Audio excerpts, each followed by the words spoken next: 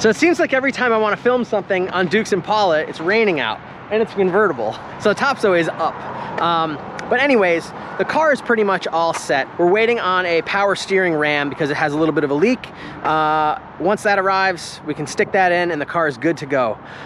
We checked everything, brakes, fuel, coolant system, just really went through it and, you know, retimed it, took the carburetor off, rebuilt the carburetor. It was really gummed up and crummy. It had some old fuel in it, so we drained the fuel out of it, put new fuel in it. So other than that, it's an awesome car. Like, you get in it and turn the key, the thing fires right up, and he's gonna be psyched with it. It's, you know, the first test drive I took on it, it was before I rebuilt the carburetor. I drove it home. I only live like 15 minutes from here, but I have to take it on the highway. So I'm cruising down the highway, and all of a sudden I'm like, I look in the rear view and there's tons of like smoke billowing behind me. And what had happened was, I'll show you right here. Hold on. So what had happened was there's like a little bolt right here, and apparently, so not all small block Chevys have these bolts there. I'm told what they're for is if you're going to replace the fuel pump, you can stick something in there and that holds like the fuel pump push rod in place, so you can like put the fuel pump in. I don't know. I don't really work on a ton of small block Chevy stuff, so I don't know. But regardless, that bolt had completely fallen out. Like, there was no bolt in there. So what was happening is oil was just, you know, shooting out of that spot and blowing forward onto the fan and then misting the whole engine compartment. So like, there was so much oil in the engine compartment. Like, you know, I checked it, shut the car off, and it was like, all right, you know, I didn't realize that that's what it was. It didn't lose oil pressure. The car didn't lose, actually, it didn't lose, you know, quarts of oil, but it lost a bunch of oil. So fix that. You know, this 327 is a pretty good motor. It's not like it's got tons of horsepower. I mean, it's a big, huge, heavy car, but it goes down the road fine. You can drive it 60, 65 miles an hour. It doesn't really like the high RPM because it still just has a 2-speed power glide in it, but it's still a good car to drive.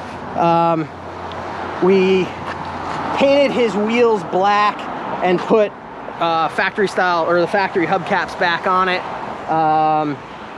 New air cleaner, like I said, we rebuilt the carburetor. The charging system was all messed up. The voltage regulator wasn't even hooked up, so it was charging at like 19 volts. So now it's charging at 14 volts, the way that it should be.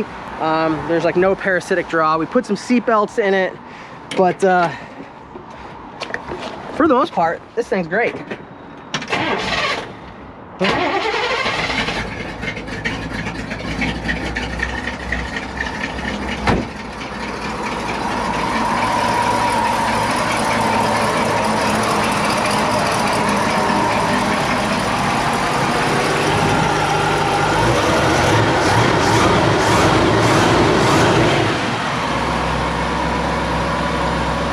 The timing was off a bit, so timing's good now. It's good. He's gonna be psyched to drive this thing. I'm psyched to drive it. I wish it wasn't raining out, or I'd have the top down and I'd be cruising this thing. I think next it's gonna go to probably either my friend Derek or my friend Fred, and they're gonna detail it. And the paint is pretty decent on it, but I think with, you know, a color correction, and I always like laugh because when I heard people use that term in the past, I always said, man, that's such a dumb thing to say. But I had my 911 done by my friend Derek, and it made it a new car. It made it like perfect. You know, they completely go through it, wet sand, buff it, and it makes it like amazing. So anyways, that's what's gonna happen with this thing next. Waiting on some traffic, and just gonna go for a quick little test drive. It's not pouring rain out, but it's drizzling a little bit. We did, however, put new windshield wipers on it. That was part of what he needed. Oh yeah, good old new windshield wipers. Amazing. So